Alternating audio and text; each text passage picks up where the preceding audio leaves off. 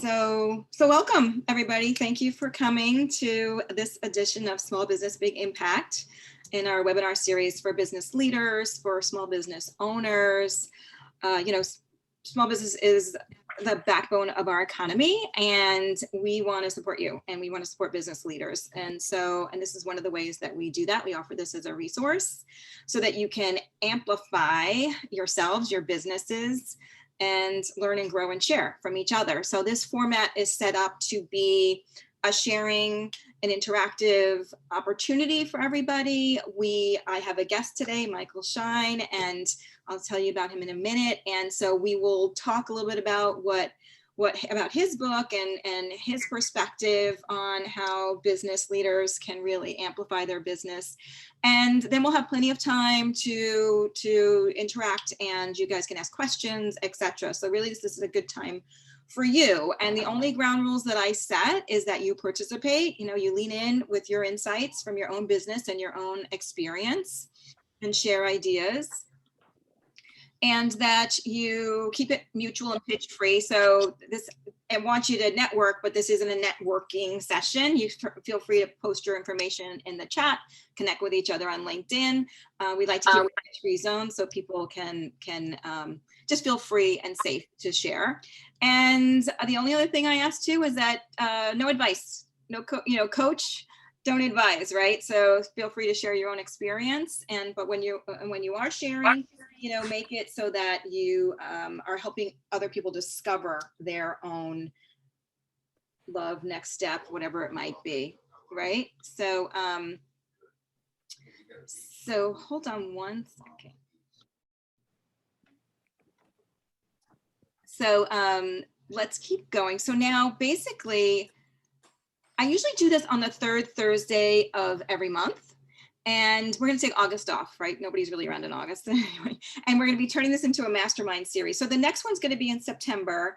It's going to be actually the Tuesday, because the third Thursday is a Jewish holiday. And I'm going to do another hot seat edition. So for those of you that were at the last one, it was a hot seat edition, meaning we put two business leaders into the hot seat and help them solve for a challenge to help in their business. So if anybody wants to volunteer for that, shoot me a note and we can do that. So any questions before we get started? Good to go? All good. Good. Well, meet Michael Schein. Michael and I know each other since, I looked up Michael, I think it's 2016, 5 years. We met at a conference down in DC. That was about social change, and he is the CEO and founder of Microfame Media. So he is also a business owner. He understands the challenges of that. I love that on his Twitter feed, he calls himself a professional hater. That's a little, someone called me that, and I had to, use it in my handle there. Yeah, it was too good to not, borrow. Heck yeah, right? That's certainly a conversation starter. Yeah. He's a contributor to Forbes for many years. This is his book, right? The Hype Handbook, 12 Indispensable Success Secrets from the World's Greatest Propagandists, Self-Promoters, Cult Leaders, Mischief Makers, and Boundary Breakers. I highly recommend it. It's helpful and also a fun read, great examples. And I wanted to start off with something that you wrote in your introduction, right? So sort of the reason why you were doing this to some degree, I expect. The human animal is not rational. We make decisions based on emotion and mental fallacies, and then justify our choices afterwards. So here's my message to you, Michael's message to you.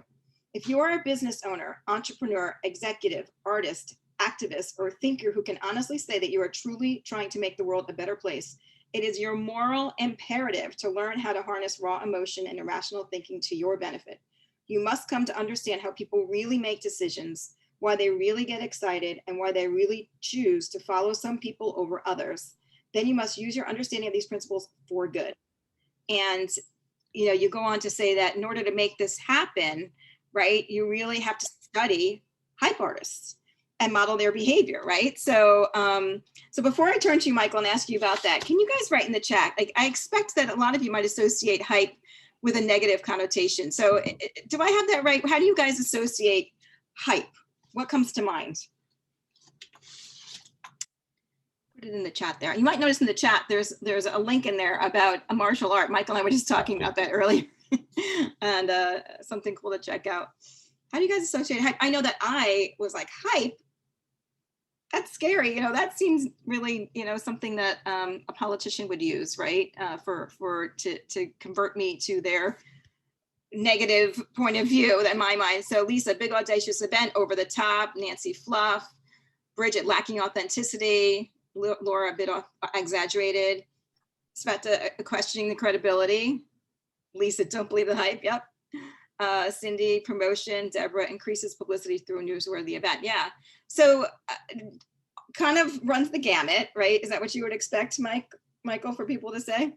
Yeah, I'm actually surprised that there were so many not entirely negative comments. I mean, some people, I've been on sessions or done talks where people come in almost ready to battle me because they don't believe you should have to hype something up. So I see in some cases, some people are a little more on the positive side than I thought. So that's a start. Yeah. Well, how do you define hype? Well, before I give you my definition of hype, I want to give you a little bit of context about why I chose that word, because I could have said a million other things. I could have come up with some other synonym for promotion. And I don't, think it's the same thing. I'm always looking, I mean, throughout my career, I've done this. I'm always looking outside my own field for inspiration, especially in the marketing and promotion space. I came to marketing and promotion because I wanted to market and promote my writing, and it proved successful. So I wasn't someone who studied marketing or looked at it in this kind of well, you wanted to be a writer from a very young age, right? Yeah, I did. And so I was always looking outside of marketing because I see, once everyone is jumping on the same bandwagon, whatever it is, content marketing or A/B testing or sales funnels or any of these things that you're not A/B testing. I mean, that's more of a practice, but any of these things, inbound marketing, SEO, they're all useful tools, but it becomes a bit of a bandwagon. And by the time you see a program that's out there, it's almost a little bit too late because everyone else is doing it. So I'm always trying to look at more fundamental concepts from outside of the world. And I noticed that while a lot of people think of hype as a bad thing, there's one community where it's always been considered positive, and that's the world of hip hop. And so if you look at hip hop, that went from being, it's probably the dominant popular art form of the last 30 years. Mm-hmm. And it came from the poorest zip code in the United States, the South Bronx. And now, it's leading, there are 2 billionaires in that world. And hype has always been considered a positive thing because that's a marginalized community. Most people who started that don't have the word now is privilege, I guess, right? Don't have the privilege to be able to follow the rules and get a degree and climb up the ladder and do what you're supposed to do. It was this idea that we need to figure out unorthodox ways to get our message out there. And not only is that just something we have to do, that's part of the fun. That's part of the color.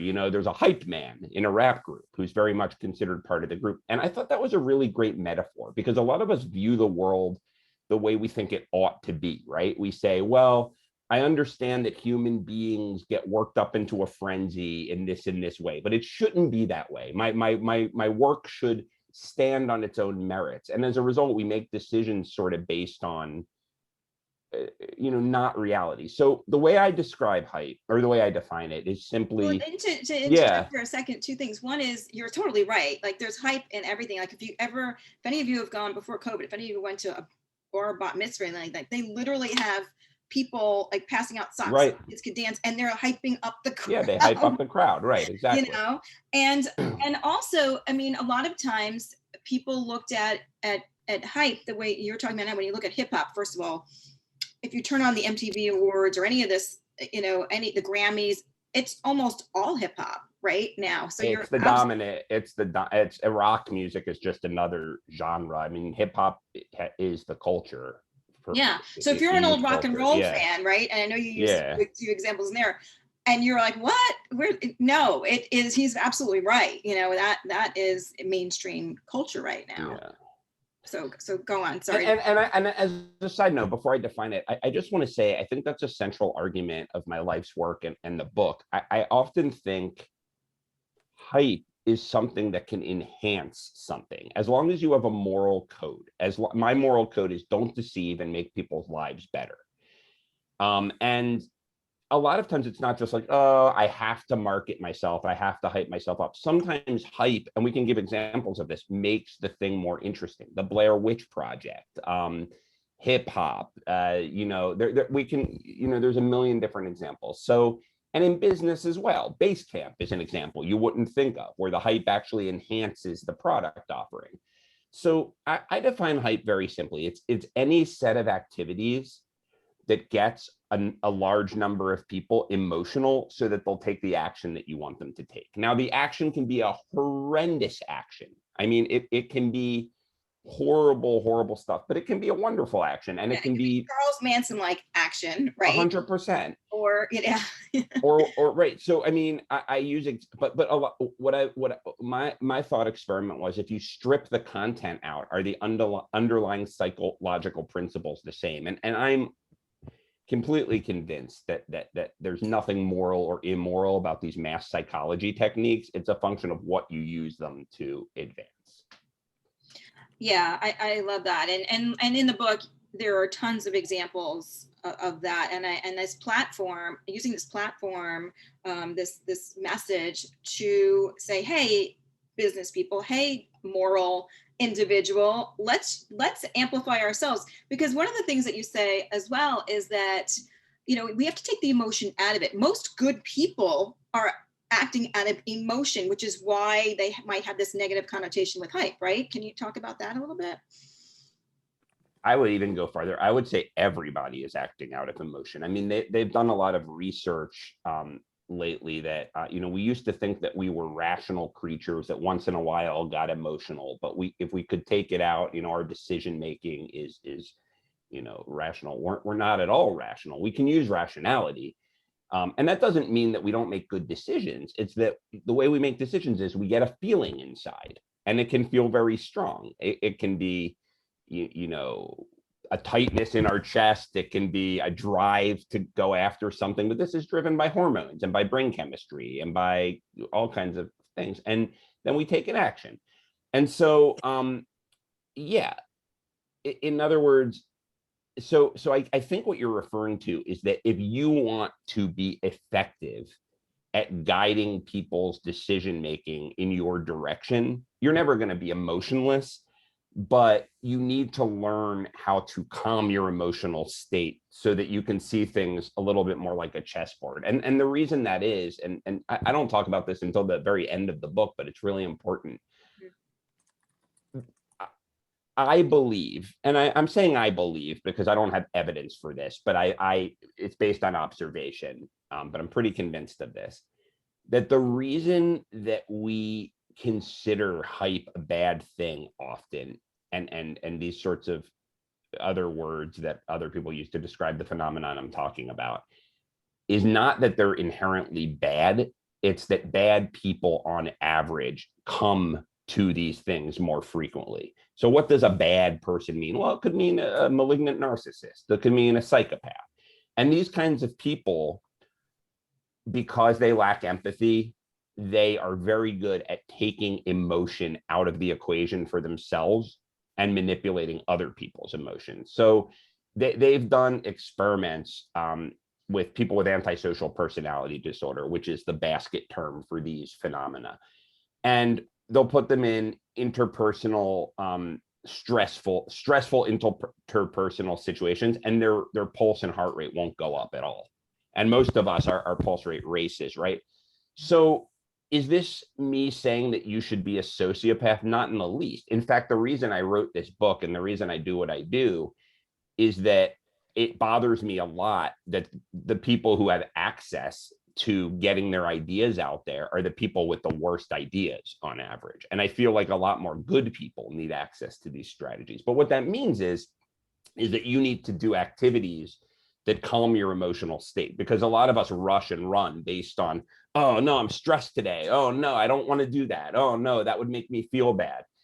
And instead, what we need to do, and so that was funny. That was why we were talking about the martial art, whether it's a martial art or exercise or meditation or going to a therapist.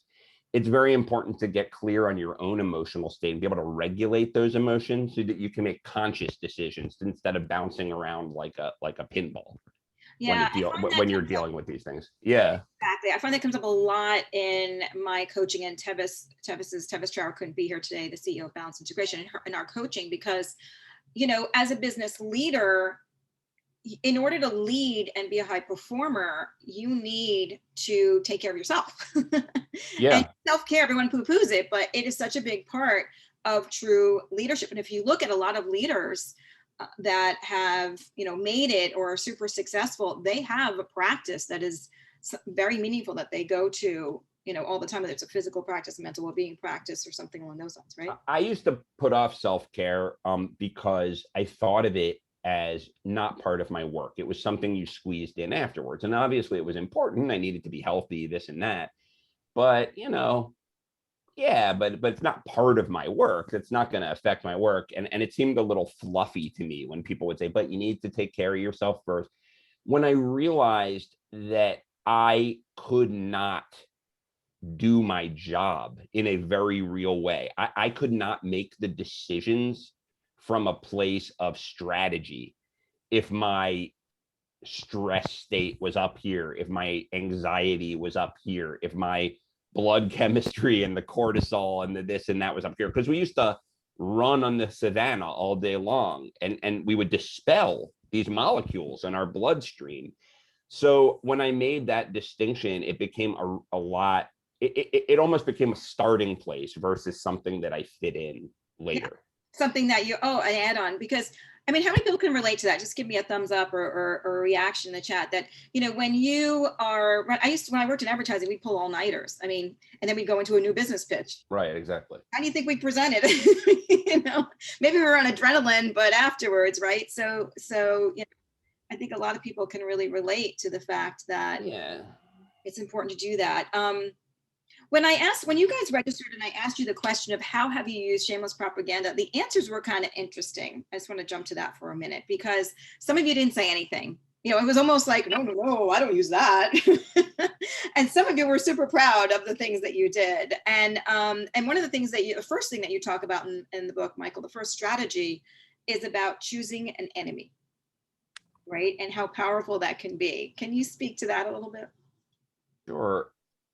I would say that the reason I put this chapter first is it's really in many ways the indispensable hype strategy.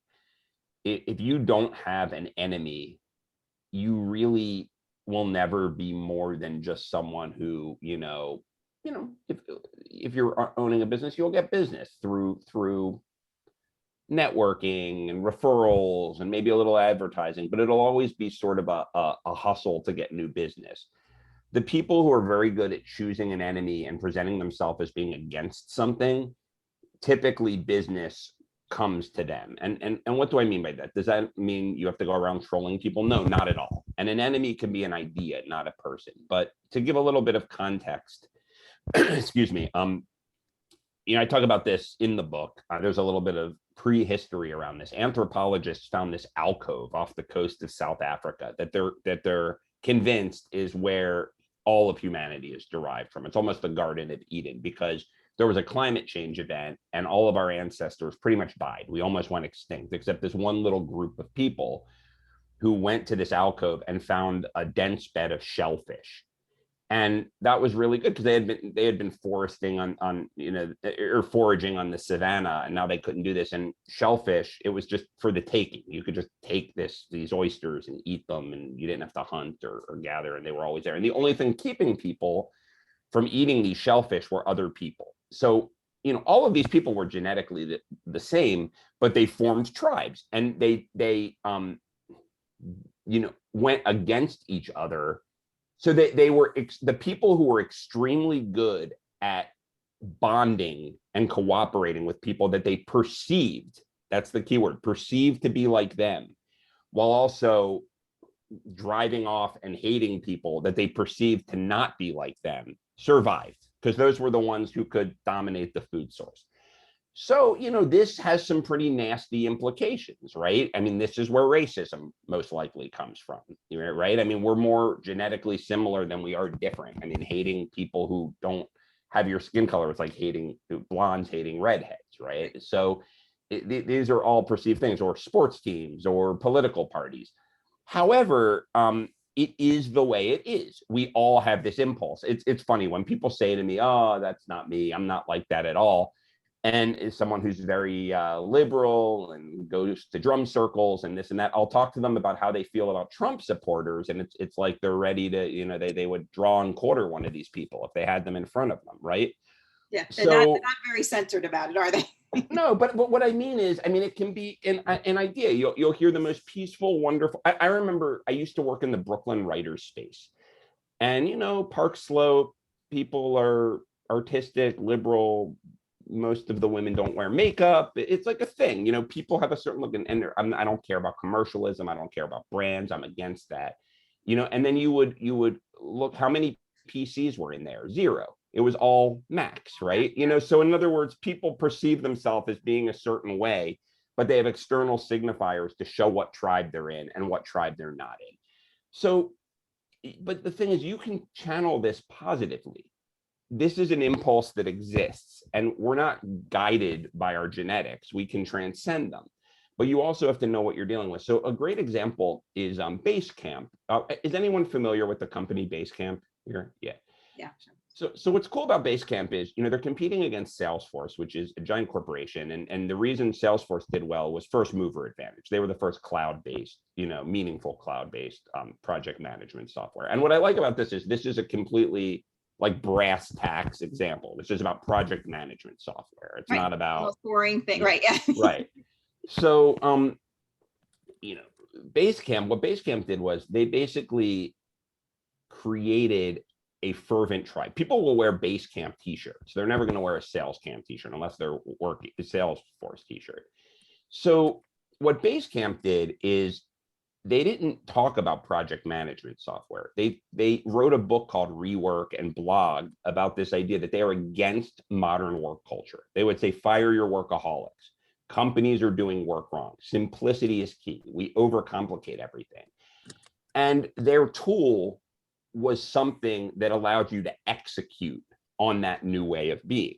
So you'll constantly hear people talk, like spouting off the Jason Fried, mantras of, fire your workaholics. I'm really against the way corporations do things. I'm really against overwork. I'm against this. And as a result, people who were already thinking that way, or kind of sure they're thinking there was something wrong with the way things were done, now have a tribal leader. They have the guys who started Basecamp, right? They rally around them. Mm-hmm. And so what I would do if I were, trying to do something like this from scratch, I would ask myself two questions. I would say, what is a point of view in my field that's commonly held in my field? It's almost gospel, that I secretly, or maybe even not so secretly, really dislike, that I think really is wrong. That when I'm sitting over drinks with my friends, like, everyone in my field thinks this certain thing, and I just think it's so off base. And then the flip side to that question is, what is a point of view in my world, something I really believe, that I'm not 98% or 99% confident is the case, but I am 100% as confident is the case. Because those are things that you can boldly go out and speak to, but also speak against the common view out there. And really, everyone else who might be thinking this but not saying it, you suddenly become that leader. Now, this is not trolling. This is not bashing people. That can get you in a lot of trouble. Right. And it's not. And beyond that, that's not how we want to show up in the world. But it's amazing how this can change everything for companies when they take this. Yes, I really, and you say that without this strategy, all the rest of the strategies are kind of, moot. And so I'd like you guys to really, let's do this. Okay, let's do this. So we want to be able to take a bold stand. We want to pick a fight, right? And so let's answer Michael's question. Put it in the chat. What is, who who in my industry is doing something, right, that I disagree? How did you phrase that, Michael? Well, there's two ways to do it. I mean, one way is you can pick a fight with a guru in your industry. That's fine. I did that and it's useful. But I would say that you don't have to do that. And in some ways, it's the least important thing. Okay. What I'm saying is, what's a point of view that you're against? So in other words, project management software should have as many features and functions as possible so that you can do anything you want with it. Right? I mean, that sounds obvious. That was the standard point of view in project management software. Well, the Basecamp guys, and I say guys because it's two guys who started the company, said no. Over complexity in software is terrible. And running and jumping to help your clients when they don't know what they really want is terrible. Now, I see this one, sales is dirty, swarmy, and dishonest. That's good, but I almost want you to go a little deeper than that because I've heard that one said before. I would say that salespeople don't think that they're dirty, swarmy, and dishonest. I'm not saying think about what your customers think. I'm saying what's a point of view in your industry. Now, an example in that might be because there's a popular view right now in sales that you should never, what do they say? That sales comes from asking good questions. That's a very common thing that salespeople say. I don't mean in 1982, that was always be closing. I'm saying right now. It's important not to put yourself back then. A lot of us set ourselves apart with outmoded ideas from years ago. Right now, salespeople are constantly saying it's all about questions. What if you really believe that questions aren't that important in sales? Again, writers need to be broke, broken, and night owls. Do writers really believe that? I mean, writers don't really want to be broke. What I would say for a writer is, maybe something like writers, it's important to publish regularly to be a successful content producer. What if you said it's more important to publish only once in a while and have the thing make a big mark? That's what I'm saying. In other words, go a little deeper, go to something that people are really not just, because a lot of times we keep it surface level like that. Well, that, and a lot of times it's interesting. A lot of times it's kind of our deepest fear to some degree, right? I'm going to be poor if I'm a writer, right? Smeta, or if I do sales, I'm dirty, So I love that you're encouraging people to go deeper and say, come on, what really is the point of view in the industry? And what is my point of view on that point of view? Yeah, I've never met a real salesperson. I've never met a sales professional who says what I do is dirty. Even if what they do is dirty, they tell themselves that they're changing the world. I've heard people say sales is the most important profession in the world because that's how things get done. No, that's not, I would say maybe neurosurgery trumps sales, I don't know, cancer research, in other words, but so salespeople say that about themselves, right? No, find out what they really say. The suing thing is good. I mean, if let's say like a personal injury attorney to say the goal is to get into court. Now, I know a lot of lawyers who hate going to court, but if it's a certain niche where court is what they try to do. So wait, POV is my profession. I guess I don't understand Bridget's. I'm sorry. Could you put a little more clarity? Oh, yeah. Sorry. Bridget, what do you mean? Sorry, Michael. Bridget or I think there's like it's complicated. It's a little complex, but like the art world, everybody's trying to make the art world more accessible, but art world itself is privileged, market-driven, super high hitters, whereas art life is just living with art. But what's the point of view? In other words, I want to clarify what you're trying to do. There are people who are already popular thinkers or people pitching out there who are out there with a point of view, and you want to challenge that point. So I'll give you an example. I took on Gary Vaynerchuk. This was like a pivotal thing in my career. Does anyone know who that is? Do you guys know who that is? Why don't you explain, Michael? Gary Vaynerchuk's this marketing guru who he's actually mediated this a little now because he maybe partially because of me. I'm not sure actually if I have to. He used to go around always saying hustle was everything. He was one of the people who actually made that word in business the big thing and then crush it. His whole thing was like he would say, he's this marketing guru who's great in a lot of ways, very smart, but very gruff on purpose. He's like this Long Island guy. And like, curses a lot and like, you know, the whole thing. And his whole thing is hustle, hustle, hustle. That if you're not working 24/7, you're going to fail. And so, and it was about social media. So he would say, can I curse? Because he curses, it gives effect to the thing. Absolutely. This is He says, open cursing zone. he says, I get up at 3 a.m. in the morning, take a shit, and I'm tweeting on the toilet. That's the level of dedication you have to have. And I'm like, watching this, and I'm like, this is ridiculous. You know, if you're in marketing and you're saying the only way to succeed in marketing is to hustle around the clock, that you can't even go to the bathroom in the middle of the night without hustling, not only is that a horrible way to live, it's ineffective. Most of these kids that follow him are failing. They're tweeting all day long and they're not working. What you need is a systematic approach. But this was parroted everywhere. Every social media expert was like, hustle, crush it, hustle, work, work, work, constantly create content.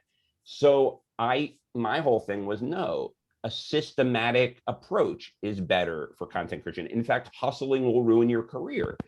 And I actually took him on. I said why Gary Vaynerchuk is flat out wrong in an article, and he responded to me, and it kind of launched my career. But you may say hustle is the worst thing you could do in marketing. Well, can I just underscore what you just said, though? Because you kind of just, you know, we're very humble about that, right? To some degree.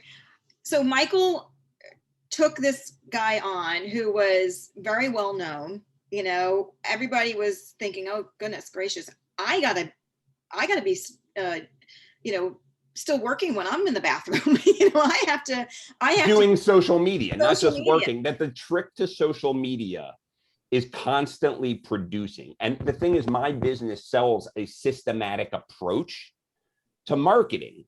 So instead of just saying you should use a systematic approach to marketing, I said constant hustle in marketing will destroy your career. And a lot of people felt that way, so they could rally around me. But go on. I'm sorry. I just wanted to clarify that. I wanted you to emphasize that fact, because this was a really, you know, because people don't want to hustle 24/7.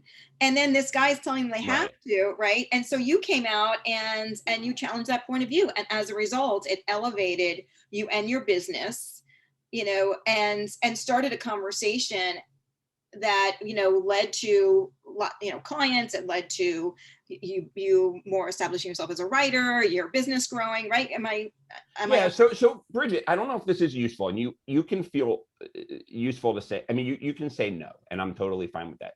But are you okay with me maybe putting you on the hot seat and picking this apart? Because I think there's a great example here that we can all learn from. But again, please say yes. No. I'm totally game. So really, really quickly, what do you do? I mean, what's your world that we're talking about? I call myself a recovering art critic, and I used to write for the New York Times, and I'm building a guide to art life in every city. You know, who are the artists to see? What neighborhoods do you go to? And then where do all the cool people go to get a cup of coffee after the museum? Well, that's a great idea. It's very cool. I would look at that. So what is who are the people they would go to learn that instead of you? Like what is this art world that, you know? Well, so, you know, the art world's sort of filled with media outlets, Art Forum, Art News, everybody thinks that they're providing information, but nobody knows where to discover art life. Nobody knows where to find it. Yeah. I'm sorry, go on. And I was just going to say that there's sort of two kind of problems. There's the problem of discoverability, that nobody knows, that everybody thinks it's easy to find if you're inside it. And then there's but it's really not. And then the other part is the internal problem, which is like, if people keep writing in this elevated way, art is not for me. I don't get it. I don't understand it. So all these people who are covering the art scene in this elevated way, what do they really believe about art? You know, we all, you know, like what is their point of view about art? The people that control the conversation right now, especially about city art and, you know, the art scene. Well, I mean, I think that's a really interesting question. What do they really believe? Or what do they go out with? What's their point of view? What's the subtext that if you want to, the best way to know about art is to know about the histories, the legacies, the processes, the meaning of a two-dimensional canvas and a brushstroke, the psychological points of view that they learned in art school, art speak. So are you saying they have to know everything and have to be, you know? Yeah, and there's a way in which the writing is so privileged, but they don't really realize how privileged it is. So I think what they believe is art. I'm winging this, but art is only meaningful if you have spent the time to develop the vocabulary and the sophistication to understand it on a deep level. Yeah. I think I see that all the time. Yeah. I mean, I go to Dia Beacon, and this, I'm almost embarrassed to tell you this. I live in Beacon, New York, so I'm sure you're familiar with that. And I walk into that place, and it's a great space, and I like art plenty. And everyone is talking about how great it is, and I see a pile of glass on the floor, and I'm like, I feel like a jerk. I'm like, I don't get it, Yeah. you know? But but I believe there's some sort of like vocabulary and training that I'm missing to understand this. I don't trust the fact that I just think it sucks. Yeah. So as a result, I just don't go. Right. And feel bad about myself. Well, you yeah, know? you feel like an idiot, right? I feel like, well, I don't understand it, so I'm just not going to go. But then there's art that really moves me. So so you hate that. And what do you feel, and what are you 100% confident about that stands opposed to that? That you just need a community of art friends to show you the way. Beautiful. So, I mean, think about how much you can do with that. So Gary Vaynerchuk, the guy that I bashed, what he did was he stood up against wine snobbery. So his original business was a wonderful business, really cool what he did. It was called Wine Library, and he created a video podcast very early on called Wine Library TV, a vlog. And he knows a lot about wine. He grew up in the business, but he would say things like, he would drink one and be like, yeah, you know, this tastes like Skittles, like mixed with Cinnamon Toast Crunch. This would go really good with a peanut butter and jelly sandwich, you know? And as a result, he just dominated. I mean, the sommeliers just got crushed, you know, all of these fancy art. I mean, they were shipping cases of wine to all of these beer drinkers, right? And it was beautiful. It was really smart. And because he knew the wine. So, I mean, I would love to, and especially now there's so much talk about art being, it's a market, you know, it's all about, it's this how much market it sells for, sort of thing, right? So why should the only people who understand art and be able to love art be somebody who, I mean, has this sort of sophistication and training and know-how? So, I mean, you're never going to be Gary Vaynerchuk, so you don't have that personality, but maybe you can be in your way Gary Vaynerchuk, right? Where you're like, listen, art is everywhere. Art is, you know, in the medieval times, people didn't even sign canvases. It was, you know, this idea of an artist is new. So all you need to make art part of the air you breathe. Anyone can, you know, and bash that point of view, take it down. Yeah. That is actually our tagline, is art is everywhere. Beholder helps you find it. That's so you're already part of the way there, right? And I would just say, if you're not doing it already, speak against, not by name, speak against, destroy that sacred cow. And it's hard to do. It's challenging because you make enemies. People don't like to be taken down, but it is so effective. Does that make sense, everybody? I know we took a detour here, but it is a different kind of thing. It's not going for the easy, what my customers are saying. It's going for what your fellow professionals are saying and taking it down really hard. I don't consider this a detour at all. I consider this like, you know, exactly what this group is about, to dive into, you know, how can we take these strategies and bring them to life, you know? And Bridget, do you feel like you can go ahead and do that with what you? Yeah, no, that was really actually helpful to just go through the process of defining the enemy. Imagine if you I mean, you know it, article. but it's hard to, you know, I'm sorry. and it's scary, probably. It's actually really scary to me. But well, I was going to sort of acknowledge that, you know, take a deep breath and understand it's scary. And you might get some nasty responses at the same time. All of a sudden, right? You've created a voice, and that really helps you elevate the conversation. Mm-hmm. Michael, this is very hard to do. I mean, when I wrote that Gary Vaynerchuk article, I was scared because I was really a nobody at the time, and I was going after like the biggest guy in the thing, and I knew the importance of networking, but I didn't have much to lose. I mean, I was like ready to go out of business. I was thinking about folding up shop, right? Especially when we have more to lose, it's even tougher. You know, but at the same time, there's a cost to not doing this. You blend in to the woodwork. I mean, imagine if you were to write an article in a prominent publication that basically said, the reason no one cares about art critics is your fault. Yeah. I mean, I guess Jerry Saltz would be the person.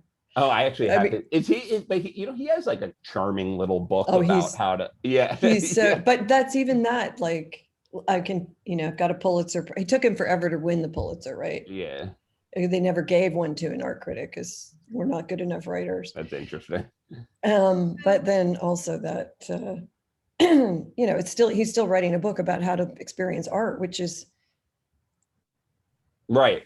I think you just kind of give people enough information so they don't feel like an asshole when they walk in the door, and then they can decide for themselves if they like it or not. Right. So it's so subjective. And so Mike asked an interesting question because, and thank you very much, Bridget, for letting us. Thank you, Bridget. That's a great example. Yeah. And so art is, as a concept, it's an idea, right? And it's very personal. So what happens when it comes to, I assume, Mike, you're talking about products, like things, tangible. Widgets, consumer items, whatever.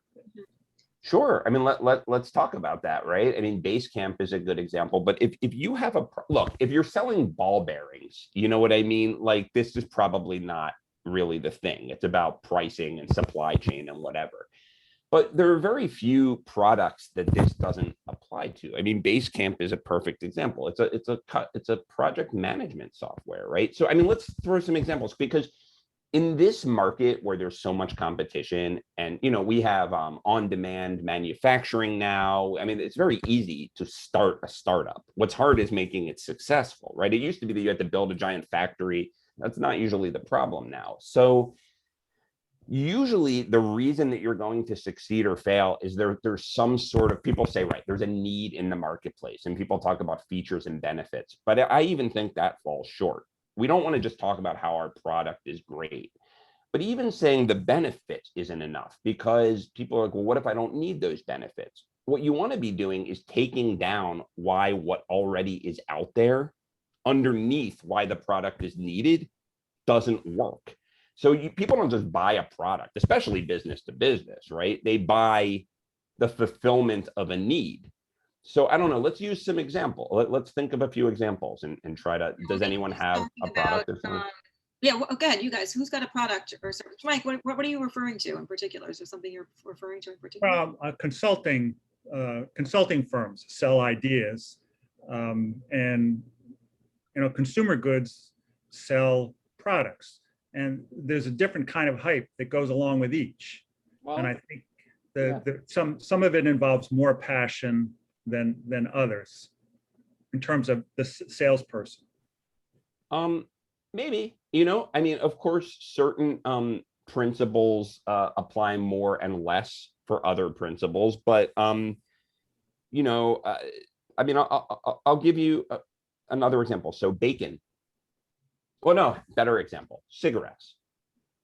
So we don't like cigarettes, but they have some good marketing. So there's a gentleman named Edward Bernays, who Time magazine called the most important American of the 20th century that no one knows about. He was called the father of public relations. He created the term. And for him, public relations wasn't just annoying press people to get in the press. He would create pseudo events, right? So one of the things he did was, before the 20s, women's smoking was a serious taboo. I don't mean a small taboo. It was like considered filthy. I mean, it was just something that was not done. Women did not smoke. And it was considered dirty. It was considered uncouth. It was considered just, and smoking among women was very, very low. And after the 20s, almost every woman smoked. So what changed? So it was Edward Bernays. So the suffragette movement was, in the teens, was really picking up, that women got the vote in the 20s. And so Edward Bernays arranged that he organized a march for women's rights, for feminism, which wasn't called feminism then, suffragettism. And it was a proud march for the rights of women. And he arranged for women to spontaneously, as they were marching, take out a cigarette. And then another one took out a cigarette. And then another one took out a cigarette. And they called it Torches for Liberty. And what they were saying is, men are telling us what's uncouth. Men are telling us what we can't do. We're going to smoke because that tells people that we can do whatever we want to do. We're lighting torches for liberty. And before long, every woman in America was smoking. Now, he didn't say, you know, cigarettes make your lungs feel wonderful. They give you a little hit of nicotine. Women, you guys should really smoke, and especially this cigarette, because it's got a toasted tobacco. The reason you women aren't smoking isn't because you don't like cigarettes. It's you haven't found the right cigarette. And our cigarette is thin and fits the lips well. He didn't do all that. That's what a lot of people do. He said, we're against the idea that women can't smoke. He turned it into a symbol of oppression, not smoking. Now, that's absurd. You know, right? But I don't know. What's more of a commodity than cigarettes? So people make decisions about products based on, it's a lot more than just how they use the product. It's you know, the bread you buy, you don't just buy a thing called bread, you know? You buy 7-grain bread. That says something about you. Bread alone, you know. Even people who buy Wonder. I mean, I saw a thing today on I just saw a thing that there's a new coffee coming out. I forget what it's called. That's going to try to be for political conservatives what Starbucks is for liberals. Coffee. I mean, it's a bean, a berry. Michael, can I touch on something that you mentioned? I'm Debbie Sure. Mira, and I'm on an iPhone, so I apologize that that I could see you. By the way, we can talk about how Apple does this all day long if you want to talk about iPhones. Yeah. It sounds like there is.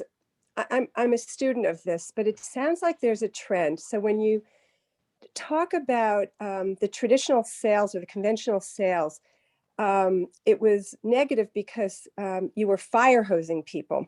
What appears to be happening, and I think that there's support by social media to provide this new channel of how we're reaching customers. And it doesn't matter what products, but I get the sense that it's part of that social marketing. And when people buy because it evokes an emotion, evokes a need, you know, satisfies a need. But even more so when you're trying to differentiate in this world of there's so much that you could select from different companies for these particular products, whatever they might be. It appears that what's really clinching is that the salesperson is educating about the product in a more subtle way than fire hosing selling. But secondly, it's you're creating an emotion, you're creating a community. So what I'm starting to notice that what's being guided in terms of marketing and selling is through social media, you're connecting with people that may wish to purchase, but you're not initially selling, you're developing a relationship. I'd love you to comment on that. And are you seeing that? Because I'm beginning to see that as the light, the light through the tunnel. And I hope I've explained it correctly, but it's more of an emotion and moving into maybe you're connecting with people because I'll talk about health products, what differentiates one protein shake from another. But maybe you're connecting with people through a runner's club or through watching the Olympics, and it's more of an. Well, I think, Deborah, a lot of what Michael's saying too is it is about evoking emotion. So Michael, I know you talk a lot about that, and I'd like you to comment on this, and I'd like also to sort of, we've dug into the first strategy, and I'd like to sort of see what are some of the other key questions some of these folks should be asking themselves. So maybe comment first, and then move into that. Sure. And who is speaking? I'm sorry, Deborah. I didn't. Deborah, yeah, no, it's a great point, and I would say that it's true with a caveat, with something that I think is important to think about. I think that technology accelerates these trends and accelerates the need for them and allows you to scale them on different levels.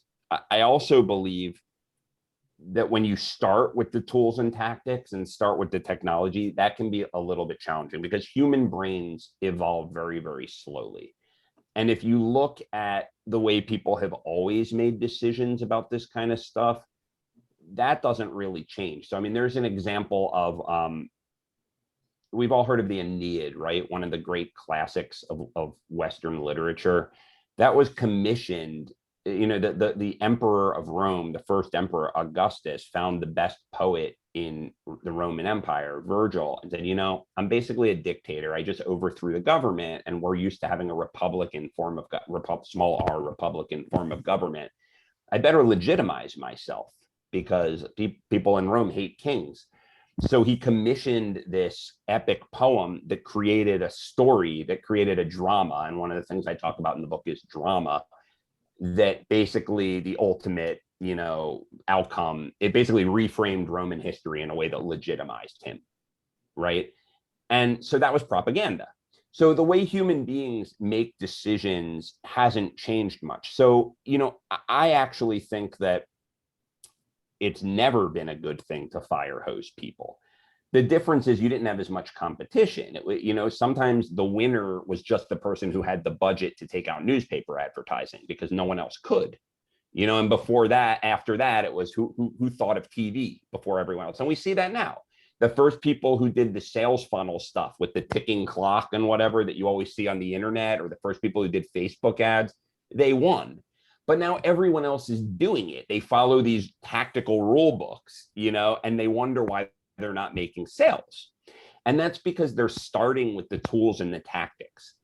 What I'm arguing for is that you figure out how human beings really behave in groups and master that, and then pick the right tactic. So if you really are convinced that making enemies is the way to do it, and you figure out a creative way to do it, then say, okay, how can I should I use social media? Should I use Clubhouse? Should I use Twitter? Should I use Instagram? Should I use TV? But what I see people doing instead is, you know, and this made me laugh when it happened because I knew it was going to happen. The cycle is so predictable. Clubhouse came up and every single person was like, Clubhouse is the answer. Clubhouse, you know, the other ones didn't work, you know, Instagram, this is the new thing because everyone has a Clubhouse and I didn't have a Clubhouse, you know, because I'm like, and I'm already, I knew. Now the arc was Clubhouse overblown? Did we jump the gun on Clubhouse? And everybody just zoomed out and they just see this all the time. See each other. Now if you had started with a mass psychology point of view and Clubhouse was the right tool to advance that point of view, then use Clubhouse.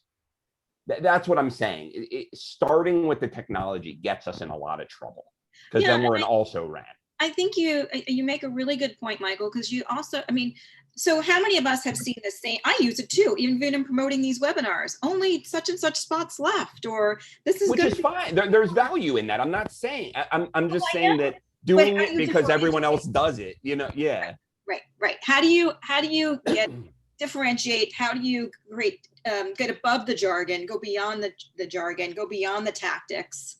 Right, and make it really meaningful. Tap into the emotion. The way to do it is to start with the right thing. It's not about trying to be different for the sake of being different. It's saying, I know how human beings actually operate.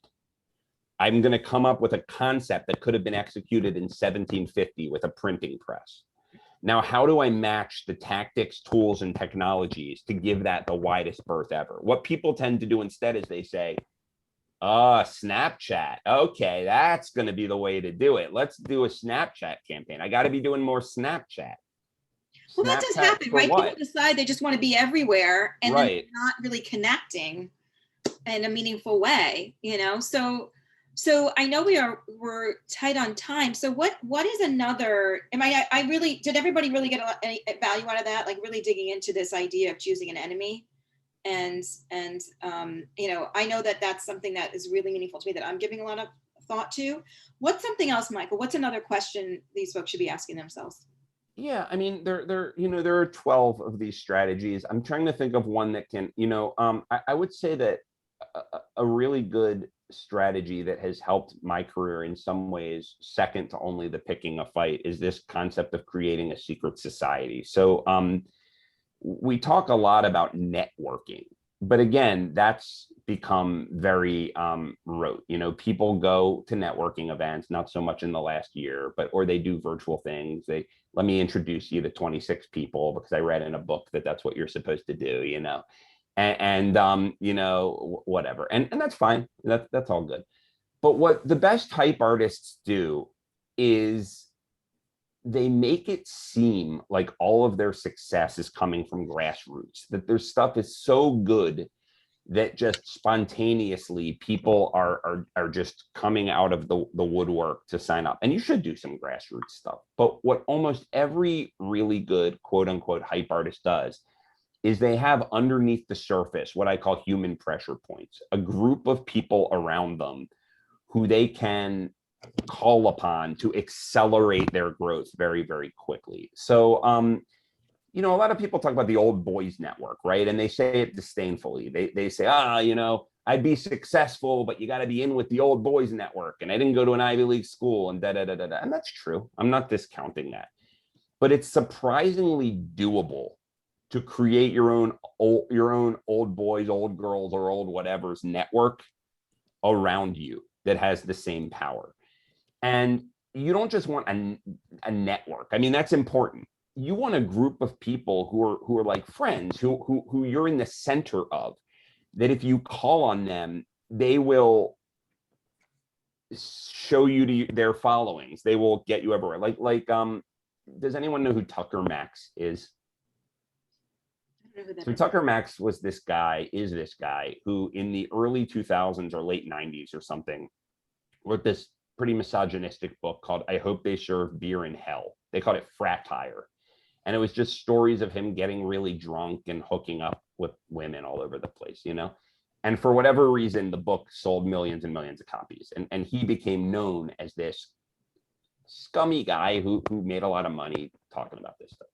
So then he got married and wanted to change his image. Now, his following, everything he had, you know, on the surface, his whole image was based around this Fratire thing.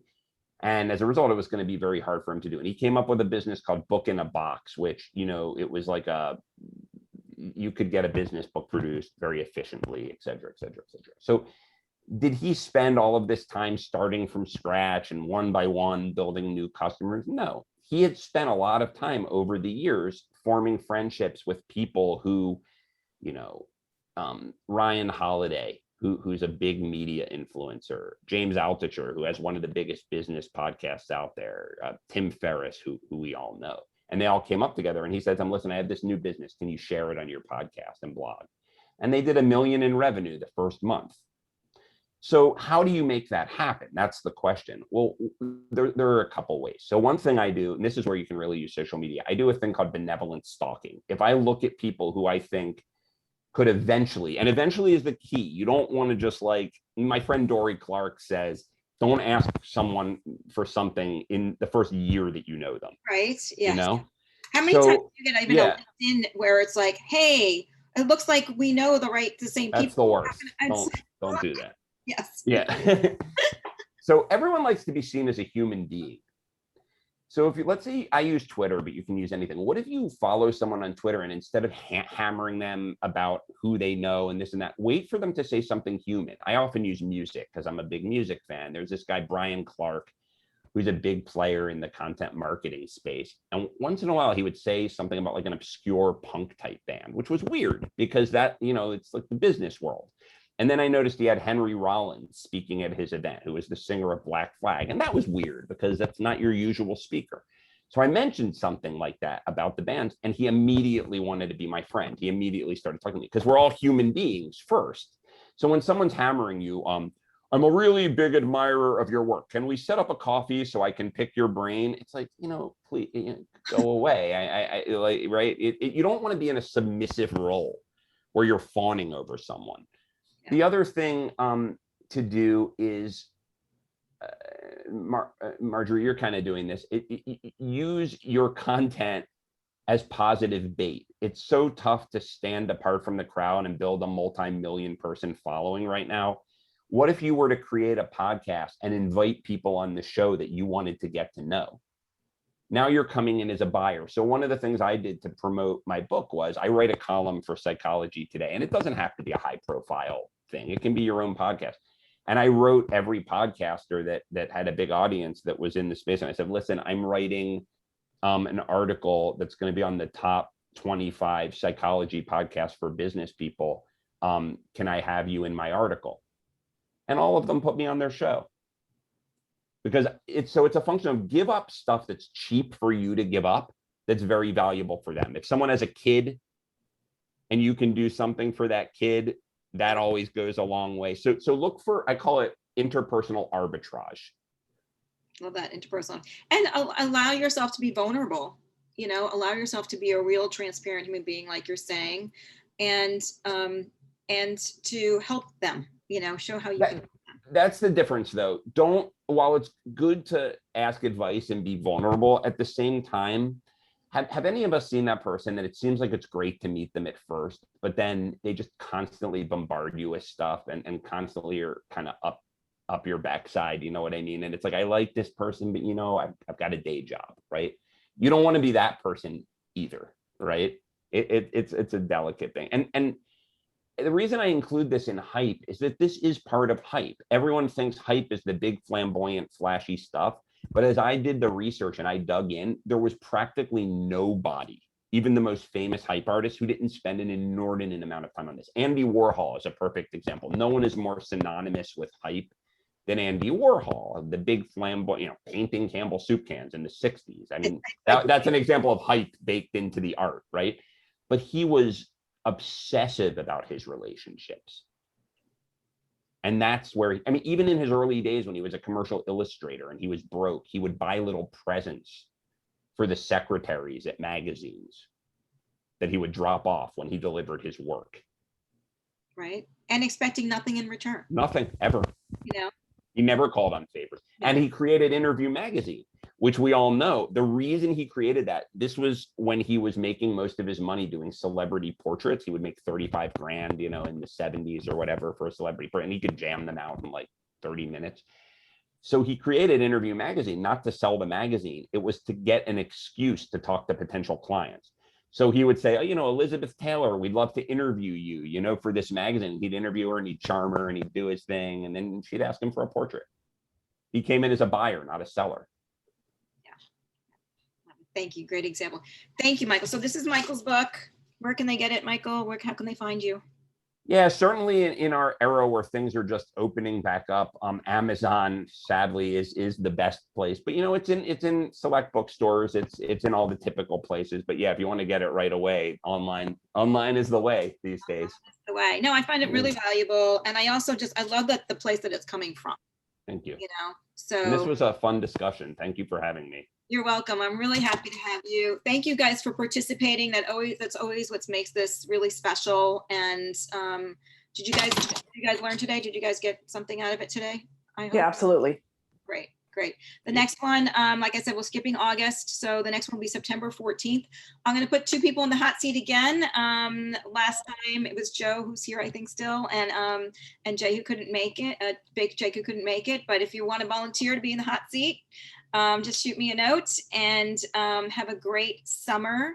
And I'm going to be launching a mastermind where we'll do more of this kind of stuff on an ongoing basis and dig into your business. I'll limit it to 8 people. So thank you all very much. Have a great summer. Michael, thank you. Thank you guys. This went in some interesting directions. This was a different than usual conversation. So thank you very much. I appreciate it. I'm glad that's what I strive for. Okay, guys.